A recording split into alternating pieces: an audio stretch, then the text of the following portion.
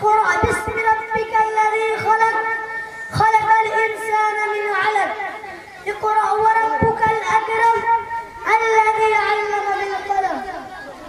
میرے محترم دوستوں اور بزرگوں، آج میں جس موضوع پر لفظ کرنا چاہتا ہوں وہ ہے معاشرے میں مدارس دینیہ کا کردار.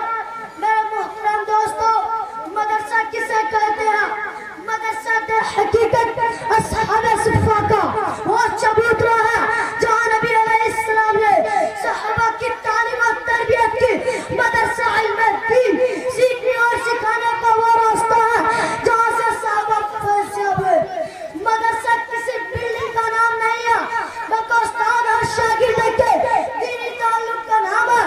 گویا احکام خداوندی سیکھنے کا طریقہ ہے.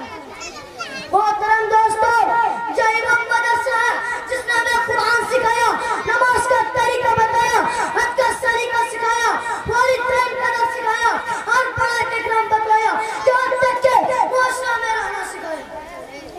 میرے محترم دوستو، ان مدارس کا ایک کردار یہ بھی ہے اس نے ہمیں علماء کے، صلحات کے، حکومات کے، وزرات کے، طلبات کے اور اقتیاد کے.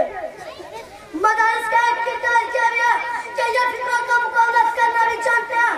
اگر فتنہ قادیانیت کے سگن میں آیا تو مقابلہ ان مدارس نے کیا.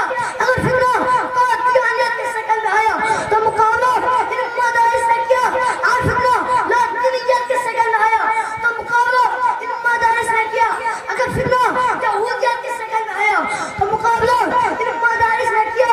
اگر فتنہ خارجیت کے سگن میں آیا تو مقابلہ ان مدارس نے کیا. اگر فتنہ بریلویت کے سگن میں آیا تو مقابلہ ان مدارس نے کیا. میرے محترم دوستو، پھر بھی ہم سے سوال ہوتا ہے کہ مدارس نے کیا کیا؟ سنا دل کے کانوں سے سنو. تم نے ہم سے مطالبہ کیا کہ محقق چاہیے. ہم نے مولانا قاسم صاحب ناموت کو پیش کیا، باقی چاہیے مولانا رشید احمد گنگوہی کو پیش کیا، مجاہد آزادی چاہیے. ہم نے مولانا حسین احمد مدنی کو پیش کیا، تاج اسلام چاہیے. ہم نے مولانا محمد الیاس کو پیش کیا، محدث چاہیے. ہم نے علامہ انور شاہ کشمیری کو پیش کیا، مجاہد ختم نبوت چاہیے. ہم نے سید اللہ شاہ بخاری کو پیش کیا، قائد العمر چاہیے. ہم نے مولانا ولی رحمانی کو پیش کیا، مناظر اسلام چاہیے. ہم نے مولانا طاہر حسین غیابی کو پیش کیا. الغرض مدارس نے وہ کر ادا کیا ہے جس کی کوئی مثال نہیں.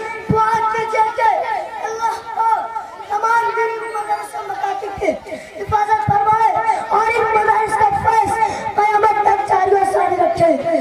آمین ثم آمین.